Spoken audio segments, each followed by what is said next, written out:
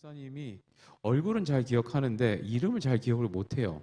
이게 매칭을 했는데 좀 오래 걸려요. 그래서 목사님하고 사역하는 또 이렇게 함께하는 부서의 친구들은 항상 목사님이 수백 번 강조하는 게 만날 때마다 이름 얘기해야 된다. 그래야지 목사님 기억한다라고 얘기를 하는데 요새는 뭐 마스크까지 쓰고 있는 데다가 마스크 쓰고 뭐 대화하는 것 자체가 쉽지 않다 보니까 여러분들을 우리 분명히 이놈 우리 교회인데 근데 몇 학년이었지? 이름이 뭐였지? 이게 잘 기억이 안 나는 거예요, 저도. 그래서 이거 좀 아쉬워요, 목사님이. 그래서 개인적으로 요번에 우리 여러분 주보에 공지한 대로 학년별 복음 축제 우리 시작할 때 학년끼리 다 모이면 얼굴 한번 봤으면 좋겠습니다. 진짜로. 이제는 집에 있는 친구들 그만 나오셔서 현장에 한번 오시고 저예요. 이 애가 저예요. 라고 이렇게 얼굴 한번 딱 찍어 주시고 하면 좋겠다 싶습니다. 우리가 함께 한지 이제 거의 영적 가족으로 묶인 지 6개월이 지났는데 아직도 여러분들의 얼굴을 제가 구분을 못한다는 게 스스로가 좀 부끄럽기도 하고 또 여러분들에게 미안하기도 하거든요. 적어도 한 번은 여러분들하고 밖에서 밥 먹고 싶어요, 목사님. 그냥 밥 한 번씩 사주고 싶어요. 그런데 그러려면 우리가 얼굴 이름 정도는 매칭을 돼야 밥을 먹든 뭐든 할 거 아니에요. 그래서 여러분들 이번 여름 지나면서 우리가 그 정도는 좀 더 가까워지는 시간들이 좀 됐으면 좋겠습니다. 목사님은 그렇게 되면 좋겠어요, 정말로. 그래서 다음 주부터 이제 우리 교사 기도회를 시작으로 해서 앞으로 5주간 여러분들하고 재충전이라는 주제를 가지고 여러분들 함께 학년별 복음 축제를 수련회 대신하는 겁니다. 이제 진행을 할 건데 여러분들 그 취지를 잘 이해하시고 사모하시고 기대하는 마음으로 나와가지고 진짜 내가 수련회 장소에 와 있다 이런 느낌으로 막 뜨겁게 찬양하시고 또 우리가 하나님도 배우고 또 끝나고 나면 또 여러분들 막 너무 막 와 진짜 잘 왔다라는 느낌이 들 정도로 목사님이 앞에서 쇼도 할 거고 막 재밌는 것도 할 거고 선물도 줄 거고 또 집에 갈 때 그냥 안 보내고 막 양손 무겁게 벽돌 하나씩 줄까 생각했는데 또 벽돌은 집에 가서 쓸 일이 없잖아, 그지? 그러니까 간식도 주고 막 어떻게 해서 여러분들 해주려고 합니다. 그러니까 여러분들 기대하시고 선생님들이 전화하면 또 10대들은 또 매운맛이지 그리고 튕기지 말고 선생님들 마음 약해하고 다 상처받거든. 그러니까 튕기지 말고 여러분들이 순종하는 마음으로 올게요 해가지고 우리 현장에서 한번 만나고 얼굴도 보고 그러면 좋을 것 같습니다. 오늘은 우리가 함께 말씀 나눌 때 사실은 오늘의 주제는 구원에 관련된 거예요. 구원에 관련된 건데 여러분들이 이 여름 기간을 통해서 예수 그리스도를 제대로 알고 하나님을 제대로 알고 또 하나님이 우리에게 선물하신 이 구원이라는 것을 좀 제대로 알아서 여러분들이 진짜 구원받은 자의 삶으로 살아가는 은혜가 이 여름 동안에 있으면 좋겠다라는 생각을 좀 많이 하면서 이 말씀을 준비했습니다. 목사님이 여러분들 만날 때 중학생 때예요. 중학교 때 있었던 일인데요. 목사님이 살던 곳은 부산에 있는 다대포라는 곳입니다. 다대포는 뭐로 유명하냐면 우리 한 구광옥 부장님보다 연세 높으신 우리 저기 선생님 갑자기 우리 오광택 선생님 정도 연세 되시는 분들은 다대포 그러면 생각나는 게 뭐라면 무장공비예요. 무장공비. 여러분들 무장공비 뭔지 아세요? 간첩. 그 북한 간첩이요. 우리나라 침투하는데 그 부산 끝에 있는 다대포까지 가가지고 간첩 침투했던 곳으로 유명한 곳이 다대포라는 곳이에요. 바다랑 완전 인접한 곳이죠. 요즘은 다대포 그러면 그냥 해수욕장 뭐 이런 걸로 유명합니다. 무장공비랑 연관은 못 시켜요. 그런데 그런 동네가 목사님 고향이에요. 그런데 바닷가에 사는 사람들의 특징이 있습니다. 뭐냐 하면 왠지 모르게 세요. 바닷가 근처에 사는 사람들은 왠지 모르게 강해 보이고 왠지 모르게 느낌적으로도 세 보이고 거칠어 보이고 약간 이런 느낌이 있습니다. 실제로 인상들도 보면 약간 셉니다. 약간 세고요. 약간 와일드한 느낌이 나고 왠지 모르게 말 한마디도 싸움을 잘할 것 같은 이런 느낌이 나고 그래요. 그리고 실제로 보면요. 우리 바닷가를 끼고 발달한 도시들의 유명한 깡패들이 그래서 많습니다. 실제로. 우리 역사들을 봐도 뭐 여러분들도 따지고 보면 바닷가예요. 인천. 바닷가. 이런 도시들 많아요. 그런데 어쨌든 중학교 때 한 친구가 있었는데요.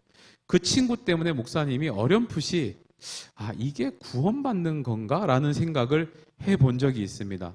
어떤 일이었냐면 이 친구는 참 착한데 약한 친구였어요. 뭐냐 하면 키도 그 또래에 비해서 많이 작고 몸도 많이 왜소하고 그 다음에 좀 이렇게 딱 봐도 약해 보이는 친구 있잖아요. 이런 친구였어요. 그런데 또 성격은 좋아요. 성격은 되게 좋고 밝고 여러 사람들하고도 잘 놀고 이런 친구였는데 어쨌든 외모적으로 볼 때나 실제적으로 볼 때 좀 약한 친구였습니다. 그러다 보니까 간혹 그 친구를 심하게 괴롭히는 무리들이 있었어요.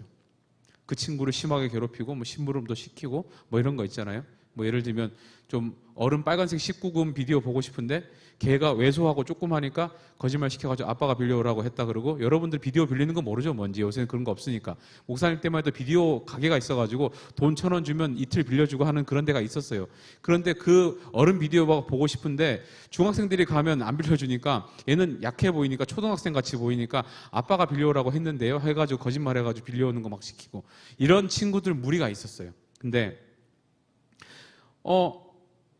늘 그랬듯이 하루는 이 친구를 또 그 무리들이 괴롭히고 있었어요. 장난치고 있었어요. 그런데 그걸 늘 못 본 채 하던 한 친구가 있었어요. 이 친구는 되게 센 친구예요. 힘도 세고 등치도 세고 등치도 크고 아주 강하고, 뭐 예를 들어서 여러분들 이제 표현으로 하면 짱 서열로 치면 학교에서 5손가락에 들어가는 막 이런 친구였어요. 근데 이 친구가 하루는 갑자기 이 괴롭히는 친구를 보고 못 참은 거예요. 괴롭히는 애들을 보고. 그리고 벌떡 일어나더니 그 괴롭히고 있는 상황에 있는 애를 딱 잡고 데리고 나가요, 그냥. 근데 그 아이를 괴롭히고 있던 그 양아치 무리들이 꼼짝도 못 하는 거예요. 데리고 나가는데 가만히 있어요. 그걸 따라 나갔어요. 목사님도 그 친구랑 친했거든요. 따라 나갔어요. 근데 데리고 나가더니 한쪽 구석에 가서 그러는 거예요. 물어보는 거예요. 야, 너 쟤들하고 친하냐? 이렇게 물어요. 그런데 그 친구가 뭐라고 대답을 하냐면요, 친해. 괜찮아. 난 장난이라고 생각해. 라고 하는 거예요. 그래서 참 애가 착한 친구죠. 속이 좋아가지고 그렇게 남들이 보면 괴롭히는 것처럼 보이는데도 불구하고 이 친구는 날 그냥 장난치는 거고 괜찮아. 친한 친구니까 라고 생각을 하는 거예요. 그런데 이 센 친구가 뭐라고 했냐면, 내가 봤을 때는 아니거든. 그래요. 내가 봤을 때는 너는 그 친구를, 네가 그 친구들을 친구라고 생각하는지 모르지만 그 양아치 무리들은 너를 친구로 생각하지 않고 괴롭히는 것 같아 라고 얘기를 하는 거예요. 근데 내가 이제 못 참겠다. 그러니까 앞으로 또 한 번 그런 상황이 생기면 이제는 내가 개입할 거다. 그러니까 너도 이제 걔네들하고 놀지 마라. 만약에 또 한 번 그런 상황이 생기면 그때는 내 이름 얘기해라. 라고 얘기하고 갔어요. 들어갔어요. 그런데 사실 이 센 친구의 얘기를 들어보면 나중에 그 약한 친구를 생각해서 한 말은 아니었어요. 그 못된 양아치 무리들이 너무 학교 분위기를 흐리고 설치고 다니니까 그게 싫어서 그렇게 한 거였어요, 사실은. 그런데 그 다음에 너무 재미있는 일이 벌어졌어요. 어떤 일이 벌어졌을까요? 이 약한 친구의 태도가 그때부터 변해요. 그때부터 이 약한 친구가요, 싫으면 싫다라는 말을 하기 시작했어요. 그만하면 좋겠다라는 말을 하기 시작했어요. 나 이제 갈래? 그러면서 거기서 빠져나오기 시작했어요. 예전에는 그렇게 못했어요, 이 친구가. 거절도 못했고 그만하고 싶다는 얘기도 안 했고 자기의 의사를 분명히 밝히지 못했었습니다. 그런데 이 친구가 그 다음부터는 분명히 의사를 밝히기 시작했고, 그리고 이 양아치 무리들에게는 더 이상 재미없는 친구가 된 거죠. 그러면서 분리가 됐어요, 그냥. 이제는 멀어졌더라고요. 바뀐 게 있나요, 여러분? 이 친구한테 지금 약한 친구한테 뭐가 바뀌었죠? 아무것도 바뀐 게 없습니다. 이 친구는 여전히 작고 힘이 없었고 연약했고 왜소했고 누군가에게 힘으로 누르면 눌림을 당할 수밖에 없는 그런 존재였는데 왜 바뀐 걸까요? 뭐가 바뀐 거예요? 든든한 백이 생겼잖아요. 이 친구가 태도가 변한 가장 결정적인 요인은 믿는 구석이 생긴 거죠. 믿는 구석. 예. 그때부터 이 친구의 태도가 변한 거예요. 싫어. 그만했으면 좋겠어. 안 할래. 예. 우리가 예수를 믿고 구원받는 것이 어쩌면 이런 것인가라는 생각을 그때 목사님이 어렴풋이 했어요. 그냥 예수님을 믿는다는 게 나한테 이런 존재가 생기는 건가? 라고 생각했습니다. 예. 그런데 여러분, 우리가요 예수를 믿는다라고 하면 보통 어떻게 연관을 짓는가? 예수 믿고 뭐라고 얘기하죠, 우리가? 뭐 예수 믿고 뭐 그런 얘기를 들어본 적이 없어요, 여러분들 평생에. 예수 믿고, 자, 이렇게 설명합시다. 여러분들이 어디 가서 전도를 할 때 지하철이나 뭐 길에서 전도를 할 때 여러분들이 예수 믿으세요라고 얘기한 다음에 그 뒤에 붙이는 표현이 있죠. 뭐라고 얘기하죠?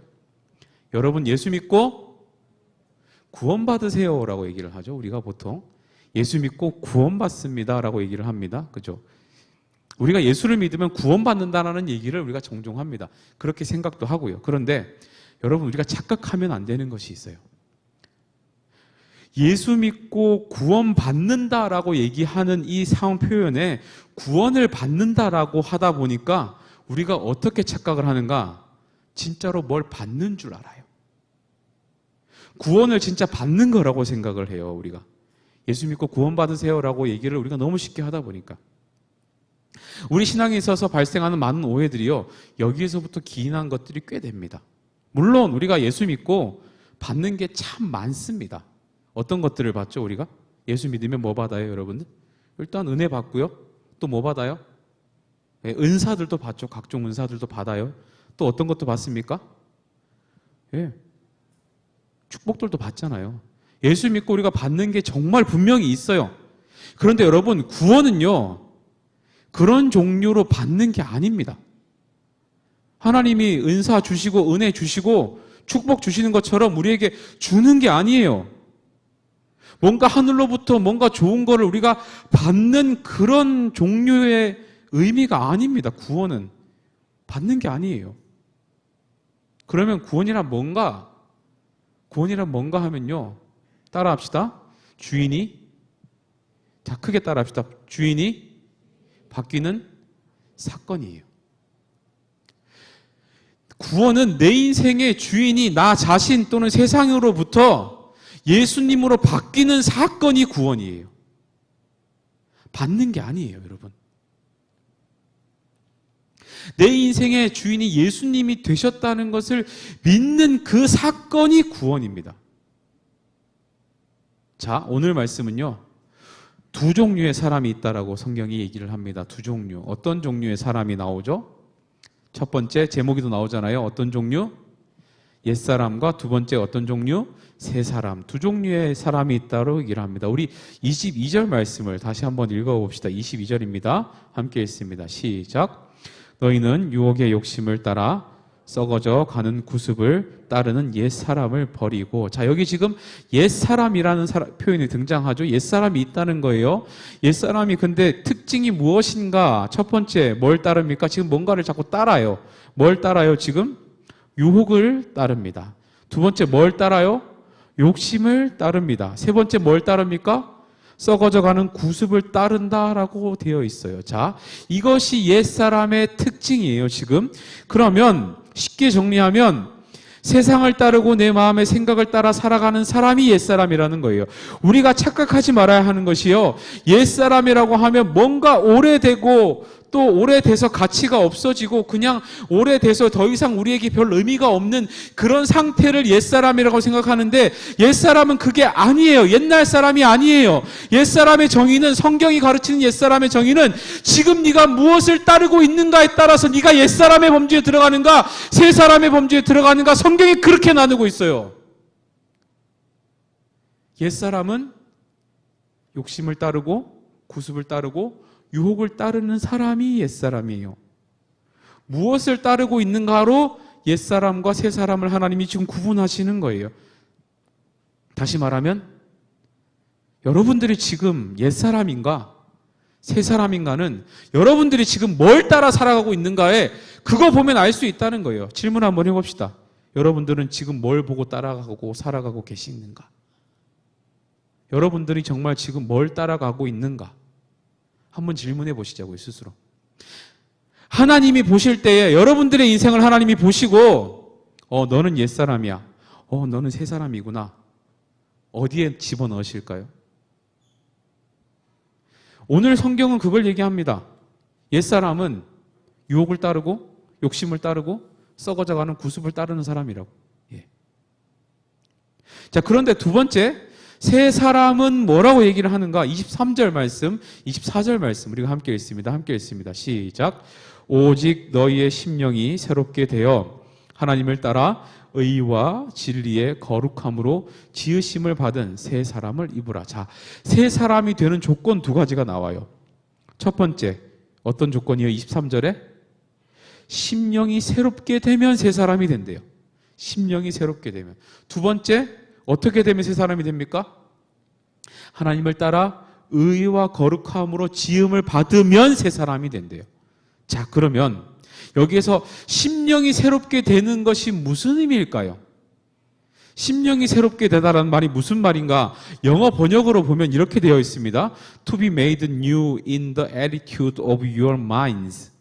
무슨 말인가 하면요, 너의 마음의 태도 안에서 새롭게 되는 것이라는 뜻입니다. 즉 하나님께서 보시는 게 뭐예요? 우리의 마음의 중심을 본다고요. 지금 너의 마음의 태도를 보시는 거예요. 너의 마음의 태도를 보는 것, 너의 마음이 변하고 있는 상태를 말하는 거예요. 여기서 보면요, 새롭게 되다, to be made라는 이 단어를 여러분들 원어로 보면 어떤 의미냐면 지속적이고 점진적인 의미를 담고 있습니다. 변화된 상태를 말하는 게 아니고 계속 변화되고 있는 상태를 말하는 의미를 담고 있어요. 저 단어에는. 그럼 무슨 말이에요? 구원을 받아 우리가 새 사람이 되는 것은 지속적인 변화, 점진적인 변화, 오늘 다르고 내일 다르고 모레가 또 다르게 될 수밖에 없는 그 마음의 상태의 변화가 계속 지금 나에게 일어나고 있는가 아닌가가 새 사람을 정하는 기준이라는 거예요. 그것이 새 사람이에요. 그것이 새 사람. 그러다 보면 우리 안에 뭐가 드러날까요? 당연히 하나님을 닮은 인격, 예수님을 닮은 인격들이 점점 나오겠죠. 자, 두 번째, 하나님을 따라 의와 거룩함으로 지음받는다는 이 말은 무슨 표현일까요? 지금 여기 보시면 하나님을 따라라는 말이 있는데요, 하나님의 따라라는 이 따라는 말이 따라가다는 의미가 아니에요. follow가 아니에요. 이 말은 resemble입니다. 닮다라는 의미, 닮다. 하나님을 닮아 여러분들이 의와 거룩함으로 지음받게 된다라는 의미를 갖고 있는 거예요. 다시 말하면 새 사람의 특징 중에 하나는 하나님의 형상이 회복되는 것, 그리고 그 형상의 본래 모습은 의와 거룩함이다 라는 것을 말하는 겁니다. 알겠습니까? 무슨 말인지? 자, 그러면 우리가 지난주에 배운 거랑도 연관이 되는 거예요. 지금 지난주에 우리가 신앙이 현실성이 없는 이유가 뭐 때문이라 그랬죠? 여러 가지 이유가 있었죠. 좀 마지막 이유가 있었습니다. 강 건너기 전에 하나님이 뭐 명령하셨죠? 너네들 성결하라 얘기했잖아요. 똑같아요. 우리가 거룩하지 않아서 하나님이 역사하실 만한 통로가 되지 못하기 때문에 하나님의 역사가 일어나지 않는다라고 배웠는데 마찬가지예요. 우리가 옛사람이 되는가 새사람이 되는 것은 그냥 단순히 좀 행실이 좋지 못한 사람이 정신을 차리고 이제 주변 사람들에게 좀 좋은 행동도 하고 좋은 모습으로 살아가려고 애쓰는 차원의 변화가 아닌 거예요. 정말로 내 인생에 세상을 따르고 내 생각을 따라 살아가던 그 사람이 이제 하나님을 내 인생의 주인으로 모시고 그분의 음성을 들으면서 그분이 시키는 대로 하고 살다 보니까 그 과정을 통해서 내 마음이 새롭게 되는 은혜가 계속 있게 되고 그 과정을 거치다 보니 내 안에 하나님을 닮은 형상이 회복돼서 결국은 의와 거룩한 존재가 되는 것. 여러분, 이게 구원이에요. 받는 게 아니라니까요. 받는 게 아니에요. 구원은 주인을 바꾸는 사건입니다. 구원은 내 인생의 주인을 바꾸는 사건, 이것이 진정한 구원의 의미예요. 다시 정리하면요, 구원이라는 것이 내가 알아서 살아가던 내 인생에 예수님이라는 변수를 집어넣어서 예수님 덕분으로 더 잘 살게 되는 그런 게 아니에요. 그런데 우리는 지금 구원을 이런 차원으로 너무 많이 받아들여요. 내가 구원받았다는 게 내 인생에 예수님이라는 좀 더 좋은 게 하나 들어와서 같이 잘 되는 것 정도로 생각을 자꾸 해요. 그러니까 구원의 능력이 우리 안에 발휘가 안 돼요. 구원받은 자의 삶으로서의 능력이 우리의 삶에 별로 적용이 안 돼요. 그런데 여러분, 구원은요, 자막에 써져 있는 대로 나 자신을 아웃시키고 예수님을 인하는 거예요. 나 자신을 내 삶에서 빼내고요, 내 인생의 주인의 자리를 하나님을 들어오실 수 있게 드리는 거예요. 이게 구원이에요.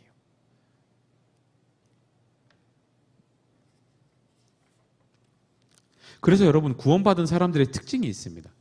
무슨 특징이냐면요, 바로 구원받은 사람은 반드시 변화된다는 거예요. 반드시 변화가 일어납니다. 왜요? 본질이 변해버렸잖아요. 내 인생의 주인의 내 자리, 내가 빠져버리고 거기에 주인이 바뀌었잖아요. 지금 음식점도 주인이 바뀌면 맛이 변합니다. 그렇죠? 종목이 똑같아도 주인이 바뀌면 맛이 변해요. 근데 우리 인생이, 삶이라는 우리 인생이 주인이 바뀌었단 말이에요. 그 자리에 나보다 훨씬 나으신 예수님이 들어와 있단 말이에요. 그런데 안 변한다고요? 그런데 안 변할 수 있습니까? 우리가 아까 23절에도 살펴봤지만 심령을 새롭게 변화받는 일이 반복적으로 일어나게 돼요. 심령이 새롭게 되는 일이 계속 반복적으로 일어나게 돼요. 이것이 구원받는 사람의 특징입니다. 옛사람의 속성, 옛사람의 질서, 옛사람으로 살아가던 어떤 습관들이 하나 둘씩 변하는 거예요. 예전에 한 집사님이, 제가 알던 집사님이, 저희 교회는 아닙니다, 다른 곳에 계시는 집사님이요, 술을 그렇게 좋아하셨대요. 본인이 술을 그렇게 좋아했대요. 아내 전도로 교회도 다니고요, 직분도 받고 교회 일도 열심히 하는데 이상하게 술이 안 끊어지더래요. 너무 안 끊어지더래요. 그런데 그분이 술을 끊었어요. 결국은. 궁금하잖아. 그렇게 술을 좋아하던 사람이 술을 끊었다 그러니까 도대체 얼마나 대단한 결단을 하신 겁니까? 라고 물었습니다. 제가. 그랬더니 그분이 뭐라고 대답하냐면요, 잘 모르겠는데요 그래요. 어떻게 술을 제가 끊게 될 수 있었는지 솔직히 저 잘 모르겠는데요 그러세요. 그러면서 하는 말, 돌아보니까, 내 인생을 돌아보니까요, 그냥 상황이 서서히 술자리를 가지는 기회 자체가 점점 줄어들더래요. 그냥 일주일에 매일 가던 게 일주일에 한두 번 정도만 가게 되고 뭐 그런 식으로 줄더래요. 그리고요, 그러다 보니까 횟수가 줄다 보니까 자연스럽게 조금씩 멀리하게 됐고, 그 한두 번 가던 그 술자리마저도 어느 순간 자기가 느끼기에 술이 달지 않게 느껴지더래요. 그전에는 너무 달아서 먹었는데 이제는 안 달더래요, 자기 입에. 그래서 그냥 맛있는 거 먹는 셈 치면 차라리 치킨 하나 더 먹고 말지, 이 맛도 없는 걸 왜 자꾸 먹지라는 생각이 어느 순간 찾아오더래요. 예. 그러면서 안 먹게 됐다, 서서히. 여러분, 이게 변화예요. 우리의 심령이 변화되는 것은요, 우리의 심령이 새롭게 변화되는 것은 번개치듯 한 방에 빡 일어나지 않아요. 예수 믿는다고 내가 좋아하던 술이 갑자기 막 맛이 없어지고 그러지가 않아요. 절대로. 예수 믿는다고 내가 죄짓던 습관이 갑자기 빡 없어지고 그러지 않아요. 근데 구원이 왜 우리에게 의미가 있고 왜 재밌는가? 서서히 심령이 변화되기 때문입니다. 점진적으로 심령이 변화되기 때문이에요. 왜? 주인이 바뀌었으니까. 여러분들이 바꾸고 싶어서 애쓰는 게 아니에요. 여러분들의 인생의 자리에 하나님이 들어가 계시니까, 그것이 주인이 되니까 서서히 변하는 거예요. 하나님의 타이밍에 맞게, 하나님이 계획하신 대로. 그러니까 여러분, 너무 괴로워하지 마세요. 나 예수 믿었는데 왜 이렇게 나는 안 변하지? 아니요. 분명히 여러분들이 안에 주인이 바뀌어 있다면 변합니다. 그 시기가 얼만큼 걸리든 분명히 변합니다. 좌절하지 마세요. 낙심하지 마세요. 하지만 자만하지도 마세요. 언젠간 바뀌겠지 하면서 마음대로 살면서 구원받은 것처럼 행동하지 마세요. 여러분들이 정말로 주인이 바뀌어 있다면, 정말로 내 인생의 주인이 바뀌어 있다면 변합니다. 언젠가는 변해요. 아까 우리 서두에 목사님이 얘기했던 그 약한 친구, 그 친구의 든든한 믿을 구석이 생기니까 행동이 변했잖아요. 그 친구 안에 든든한 믿을 구석이 생기니까 거절할 수 있는 힘이 생겼잖아요. 여러분들 안에 진짜로 내 주인이 바뀌는 사건, 구원이 정말로 여러분들이 경험되었다면 여러분들 바뀝니다. 무조건 바뀌게 되어 있어요. 내가 새 사람이 되었다는 것을 분명히 믿는다면, 내 안에 하나님이 이제 주인이라는 걸 분명히 여러분들이 인정한다면 분명히 바뀝니다. 그런데 여러분, 우리의 삶에 왜 우리의 신앙생활에 힘이 없는가? 왜 내가 하고 있는 신앙생활이 껍데기뿐이라고 생각이 드는가? 예, 이 점진적인 변화가 없기 때문입니다. 점진적인 변화가 없다는 것은 다시 말하면 지금 내가 무엇을 따르고 있는가를 고민해 봐야 되는 상황이에요. 지금 무엇에 내가 더 영향을 받고 있는가를 더 고민해 봐야 되는 상황이에요. 여전히 지금 내가 옛사람의 속성에 지배를 받고 있는지, 아니면 하나님께 내어드려서 여전히 내 몸은 죄성을 따르려고 하는 본성이 살아있지만 하나님이 명령하시고 마음 주실 때마다 내가 몸부림치면서 애쓰고 따라가려고 하는 노력들이 있는지, 영향받는 곳의 차이예요. 여러분, 어디에 영향을 받고 있는가, 이것을 고민하지 않을 수 없습니다. 여러분들의 삶의 대인관계, 여러분들의 공부, 감정, 내 생각, 삶의 목표, 이 모든 것들이 하나님이 주인 되신 것 때문에 재조정이 일어나지 않으면 구원받은 삶이라고 볼 수 없어요. 절대로. 주인이 바뀌면 레시피가 바뀌는 것처럼 우리 인생의 주인이 바뀌면 삶의 재조정은 반드시 일어나게 되어 있습니다. 올 여름이 여러분들에게 이러한 재조정이 일어나는 은혜가 있기를 바랍니다. 진짜로 여러분들이 구원을 받는 것이 아니라 주인이 바뀌는 사건으로 심각하게 여러분들이 고민하시고, 내 인생의 주인이 바뀌었다 하면 반드시 내 삶에 변화가 있을 수밖에 없다는 것을 겸손하게 받아들이기만 하면, 그러면 우리는 변합니다. 무조건 변합니다. 사실 목사님이 이 코로나 시기를 보내면서 가장 아쉬운 게 이거예요. 그래도 우리 여름 되면 수련회 갔었거든요. 여름 되면 수련회 가면 그래도 그 3일만큼은 하나님만 생각하다 왔거든요. 여러분들이 일주일에 한 번 1시간 와서 예배 드리는 거 1년 다 합쳐봤자 52시간이에요. 52시간 맞잖아. 근데 여러분들이 2박 3일 종일 가서 수련회만 하고 오면 그거 합치면 72시간이에요. 여러분들이 1년 동안 예배 열심히 드리는 거하고 맞먹는 효과가 수련회에서 있었다고요, 여러분. 근데 그걸 못해요, 지금. 얼마나 답답한지 몰라요. 그때만이라도 내 인생의 주인이 하나님이신 것이 확인이 되고, 진짜 내가 변하는 게 이런 건가 싶을 만큼 소름 돋는 그런 경험들을 한번 해보고, 평소에는 박수도 안 치던 아이들이 그때는 미친 듯이 춤추면서 찬양도 하면서 내가 정신이 좀 나갔었나 봐 하는 변화들을 맛보는 게 얼마나 중요한데, 그걸 못해요. 그걸 못해요, 지금. 목사님 안에는 정말 말로 형용할 수 없는 답답함이 있습니다. 하나님, 10대에 이거 안 하면 언제 하죠? 얘네들이 20대 되면 할까요? 30대 되면 할까요? 진짜 답답해요. 2년째 묶여 있습니다. 지금. 설사 내가 이미 구원받은 삶이라고 해도 구원이 나에게 어떤 의미를 끼치고 있었는지 한번 심도 깊게 고민해보고, 내가 받은 구원이 확신이 안 된 친구들이 그 자리에서 아, 진짜 하나님 살아계시는구나 하는 걸 확신하고 돌아오게 되는 그런 자리 자체가 없는 게 여러분들 얼마나 절망인지 몰라요. 진짜 그래요. 어떻게든 목사님은요, 이 은혜를 다시 끄집어낼 겁니다. 이제 올 여름에 어떻게든 이 자리에서 우리가 처한 상황에서 상황 탓하지 않고 어떻게든 목사님은 끄집어낼 겁니다. 옛사람이 새사람이 되는 이 일에 목사님 이번 여름에 올인을 할 겁니다. 여러분도 도전할 거고요, 여러분도 등 떠밀 거고요, 여러분들 끌고 갈 겁니다. 그래서 7월 한 달간 이 구원과 거듭남의 은혜에 대해서 계속 여러분들하고 말씀 나눌 겁니다. 찬양팀 좀 앞으로 나오실래요? 오늘부터 여러분들요, 이 구원이라는 단어의 의미를 재정의할 수 있기를 바랍니다. 여러분들 정말로 이 구원이라는 단어의 의미를 재정의 내릴 수 있기를 바랍니다. 구원은 받는 겁니까? No. 구원은 뭐예요? 주인이 바뀌는 사건입니다. 주인이 바뀌는 사건이에요. 여러분들의 삶의 주인이 지금까지 나 자신이었고, 세상의 어떤 유행이었고, 세상의 어떤 세상의 어떤 다른 것들이었는데, 이제는 내가 하나님이 내 주인이 되신다. 예수님이 내 인생의 주인이 되시는 그 사건이 바로 구원이다. 여러분, 이게 여러분들은 진짜 깨달아지면 좋겠습니다. 받는 것이 아니라 주인이 바뀌는 거예요. 그리고 분명한 사실은 주인이 바뀌면 반드시 재조정이 일어나게 되어 있습니다. 여러분들이 이 상황들을 분명하게 받아들이시고, 분명하게 여러분들이 깨달으시고, 하나님께서 재조정하실 때에 여러분들의 심령을 내어드리고 새롭게 되는 은혜가 있기를 바랍니다.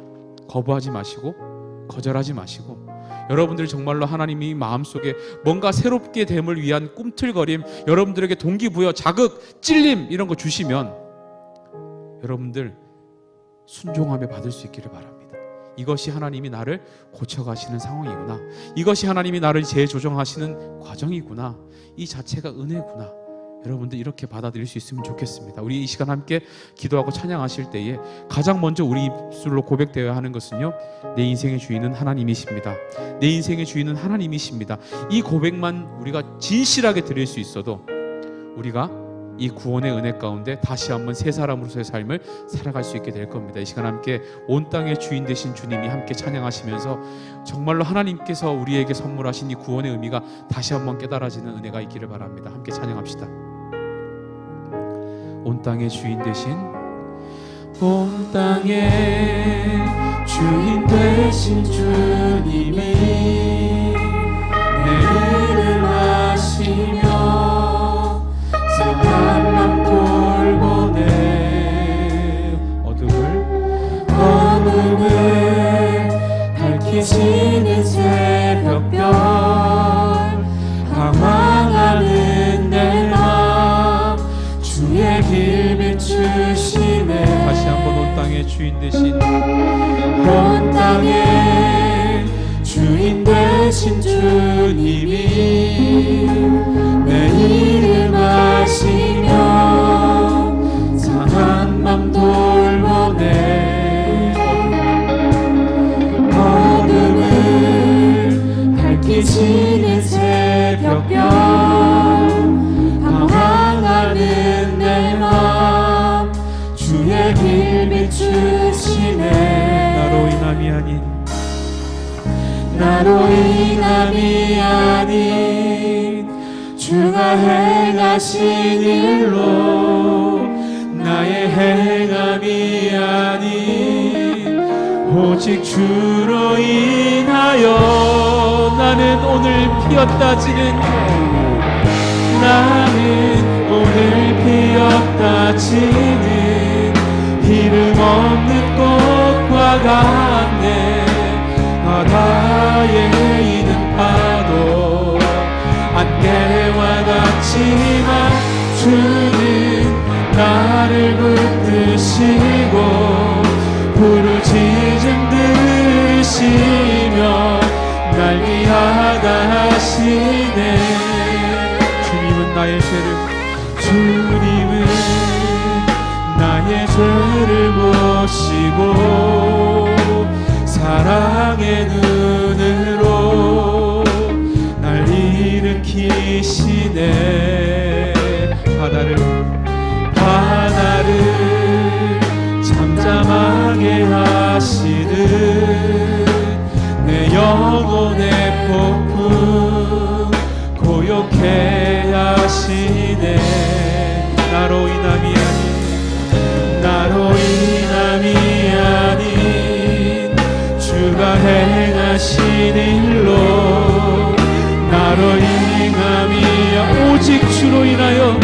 오직 주로 인하여 나는 오늘 피었다 지는, 나는 오늘 피었다 지는 이름 없는 꽃과 같네. 바다에 있는 파도 안개와 같지만 주는 나를 붙드시고 부르짖음 들으시며 날 위하다 하시네. 나는 오늘 피었다 지는, 나는 오늘 피었다 지는 이름 없는 꽃과 같네.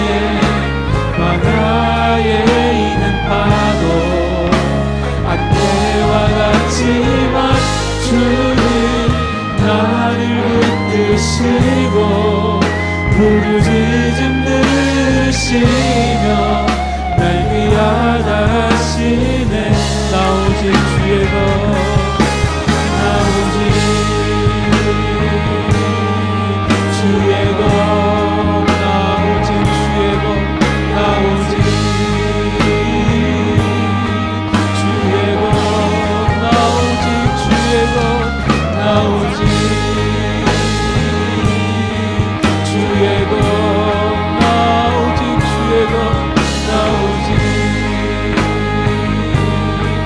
다시 한번 나오직 주의 것 나오직 주의 것 나오직 주의 것 나오직 주의 것 나오직 주의 것 나오직 주의 것 나오직 주 우리 마지막으로 고백합시다. 나는 오늘 피었다지는 나는 오늘 피었다지는 이름 없는 꽃과 같네 광야에 있는 파도 안개와 같지만 주는 나를 붙드시고 부르짖음 들으시며 날 위하시네. 이 시간 함께 기도하실 때 여러분 다른 거 다 필요 없습니다.